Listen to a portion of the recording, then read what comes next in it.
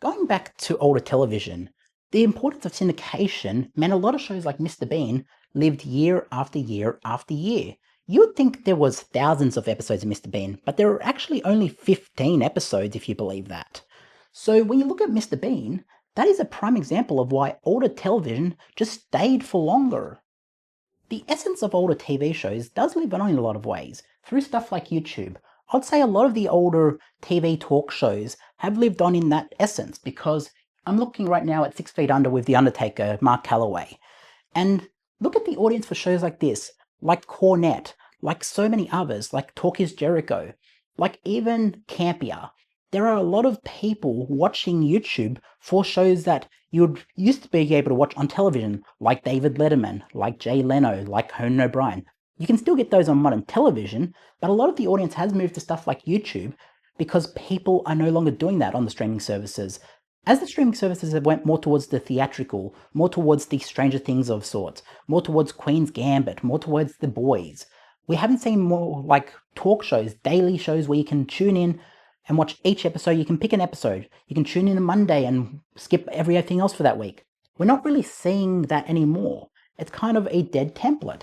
And while it still exists in modern television, even though that is dying in a lot of ways, you look at something like this and understand why YouTube's the biggest streaming service in the world today. Even stuff like the WWF held a great value when it was sold recently and combined to make TKO with the UFC, because people will go back and watch older wrestling. It's not so much like a sport. It is entertainment in a lot of ways. They have storylines, and people want to go back and relive those storylines. Like I'm showing right now, Triple H versus The Undertaker. How many times did these guys face each other at WrestleMania? But WrestleMania 17 was the first time it happened. And people remember stories like that. People are like, I want to see the first time Triple H and Undertaker went at it at WrestleMania. And what led to the later series down the road. There's always payoff with older storylines in wrestling. And that's why it got valued at the value it did. $9.1 billion, I believe it was. This is why older stuff is so important. It can live in syndication. It can be reshown. It's something that is almost self-contained and can be relived at any given time. Whereas TV shows of today, you kind of have to watch the whole season to understand the whole format of that. So shows like 24, you kind of need to watch the whole season to get the full impact. Whereas you can watch one match and understand, okay, I got the full impact. Now you can put the highlights in there from Monday Night Raw and SmackDown at the time, but it's very rare where you can kind of watch one pay-per-view and be like, okay, they've given me the highlight package, I understand what's going on, now I can watch the match. And a show that has a big part in changing television is The Sopranos, because this became episodic. You had to tune into the next episode. You had to see what was going to happen next. Whereas the older television shows like Married with Children, you could watch those self-contained. Each episode had a new story, whereas this had a continuing story, so you kind of had to follow along. Shows like this in 24 were important to changing how people consumed television and how people viewed television, because before this, it was kind of standalone. It was kind of tune in whenever you have the chance. This made it more must-see viewing. Now, older television still has its place in the world. With stuff like Married with Children, for example, this cost only $1 million per episode to make, with $500,000 of that per episode going to Ed O'Neill.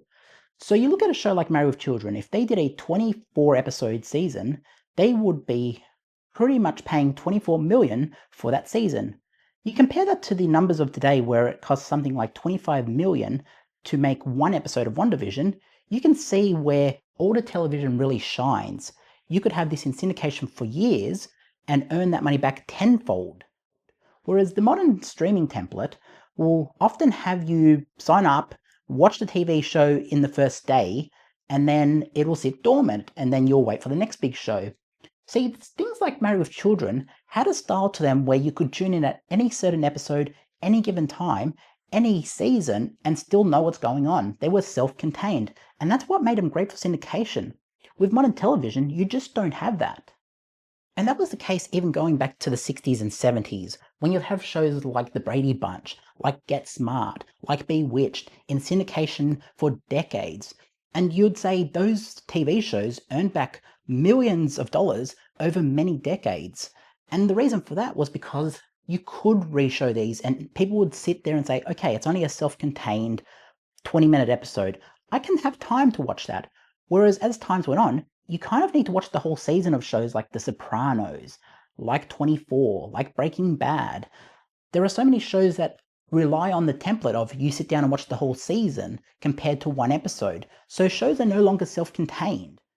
People understood each of these shows and kind of lived through the era where all these shows were in syndication, so everyone was watching it. Everyone has seen a few episodes of Married with Children. Everyone of Cheers.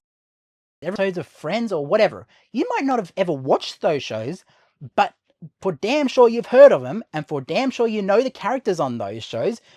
A lot of people can say, oh yeah, I know Ross from Friends. People who've never seen Friends understand the characters, and Chandler, and all these characters, but they've never seen an episode of it. And why is that? Because over time, television became a cult phenomenon, and it became something that you could sit down and watch a self-contained episode of television without any obligations to watch the whole series. Now, when I talk about the whole series, I'm talking about shows like The Sopranos, like Breaking Bad, like 24, where the template was kind of you have to see the whole show, the whole season, to get the full scope of it. And modern template has went that route. Modern template of TV has said, okay, we need to do a recurring season where each episode leads to something, which works for modern television, but also I feel like it kind of ruins part of the appeal of sitting down at a certain time and saying, oh, I just want to see what Jan Brady gets up to this week, or I just want to see what Cartman gets up to in Trouble this week on South Park. It has evolved, and while some people say it's for the better, I like recurring television where I can watch a new episode each week and it all leads to something. I'm not saying anything wrong with that. I'm just saying when you look at older television, syndication had a big appeal. Syndication really made sure that these shows had a vast range of fans and went to every part of the world. And anyone from any era, from any generation, kind of knew, okay, Married with Children, okay, Bewitched, okay, I Dream of Jeannie, okay, The Addams Family, all these shows lived on through modern generations, through Gen Z, through Gen X, through Gen Y, all the generations that were growing up with that. They had the chance to watch a show that was enjoyed by family before and before and before. So, as we look at the modern template of television, shows like Stranger Things all drop at one time. They drop every episode on the same day. Now, given they are trying to change the template Netflix by splitting up seasons like they did with The Crown, but it's still a modern template that doesn't work. That's why when you look at stuff like The Boys, when that was releasing on Amazon, it was releasing weekly and it felt like, okay, modern audiences aren't used to that. If you've grown up with only knowing streaming, then yeah, that's going to be a bit jarring to have to wait a week for the next episode. But for older audiences like myself, there's an appeal of being all on the same page when it comes to a new episode. When you can speculate about a TV show like Lost, or even Dragon Ball Daima, which recently finished, everyone was on the same page saying, what's going to happen next? Is Goku going to go Super Saiyan 4? What's Goku going to do? Is he going to unlock God Key? Like, we were all speculating as the fan base about those shows. And as people heard the water cooler talk of shows like Lost and shows like Daima and shows like Breaking Bad, more people, even Game of Thrones, had this where people would say, oh, what are they all talking about over there? Game of Thrones? What's that? I better check out this show. Everyone's talking about it around here. I better check this out. So it led to the fan base growing. Whereas when they drop every episode of a season at once, it kind of ruins part of that appeal. And you don't get as big an audience tuning in because it is all releasing at one time. Everyone's on different parts of the series. Some people have even completely watched it in the first few hours. And it just ruins the appeal of water cooler talk, of going to the office next day and saying, hey, did you watch that episode of Breaking Bad last night? Whoa, what did you think of that? It ruins the whole appeal. And when you look at the modern template of television, this is what television networks don't understand. People want to talk with their friends about what they're watching. Now, you might say some people just want to watch it all and be done with it. But that's also ruining why people don't resubscribe. That's why people don't go back to it. That's why people choose to end their subscriptions after a set amount of time, because they've watched everything they want to watch. There's nothing else to watch. Whereas, shows like 24, when they were releasing, that would keep you coming back to the network week after week after week for 24 weeks. Drop that today in the modern template where you get every episode at once. People will come there for one time, say, I'll get my subscription on to watch this season of Stranger Things or whatever. And then it's done. People are over it. People have they've binged it already. They're done. So it ruins the modern template of TV. And while production has went insane, by comparison, older television shows like Friends were produced for $10 million an episode. Now that's a big budget of the time. But also the actors were paid very well for their time. I'm sure the agents would have got them very good deals. When you look at television shows like that, 10 million an episode was in line with what it would have cost. But you know how many episodes they were producing of that thing? And each episode was self-contained. Tune into something like Stranger Things or The Boys or whatever, you kind of need to watch the whole series to understand the full scope. Even things like WandaVision, where I've got over here, where's WandaVision? We've got it over here somewhere. It's up here, it's jammed in, I'm not going to grab it out. But when you look at something like WandaVision, it cost $25 million an episode to make WandaVision. And for modern times, yes, that's great. But not everything needs to feel like a cinematic masterpiece for television. Something like the Arrowverse successfully cracked the formula. They had cheap television shows that they could produce very cheaply. Now people will have their complaints about the Flash looked kind of cheap, and that the whole point of the Flash and the Arrowverse was to be cheap, to give you comic book heroes, but at a cheap, affordable rate, because they knew the audience wasn't going to be as big as it could have been. Now, if they were putting DC budgets into there like the DCEU, yeah, they could have done better production value, but it's not what it needed to be. Each episode was meant to be self-contained, you know. Back in the day, you could have each episode self-contained, but the Arrowverse did have crossovers, and towards the end of the Arrowverse, it just became convoluted because it was just so complicated to follow along. You had to be watching 17 different TV shows to follow it. It should have just been each thing stood alone. Like the Brady Bunch, have each episode stand alone. Have South Park, where each episode stood alone, before they got into the modern template of everything needs to be continuity, everything needs to follow on from a story, a continuous story across the season.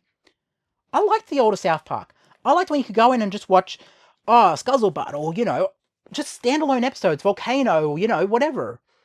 Older television shows had their appeal and had their right to exist. And as we've went on, we've got towards this template of everything all at once, you know? Everything, here's the whole season, here's a $200 million TV show that we produced. It's only 8 episodes, but here it is. What's the appeal of that? I don't get it. And while, look, I think older television shows had a great place in television history, you know? I'm looking at TV shows over there like Futurama. I'm looking at shows like Star Trek. How long has Star Trek lived in syndication now? The original Star Trek, Captain Kirk and Spock. That has lived for a very long time in syndication. A lot of people can tell you, oh yeah, that's Captain Kirk. Oh yeah, that's Spock. Because they've lived on through syndication. And modern TV shows just aren't hitting syndication. A lot of people will say, oh, I'm going to sit down and watch this episode. Oh, it's episode 7 on repeat. Why would I watch that? I haven't even watched episode 1.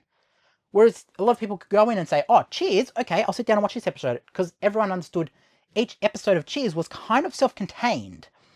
So that's what I'm talking about with TV. Syndication was so important to the television template, but also the budgets just got out of whack after a while. It just felt like studios felt, okay, we need to be cinema now. TV was never cinema. TV, while televisions got bigger, it was never cinema. It was meant to be home enjoyed, you know, HBO, home box office, you know? But over time, we've lost track of what made television great. Television was about enjoying the moment, enjoying a television show, enjoying even the ads. The ads had appeal to them, commercial breaks, you know?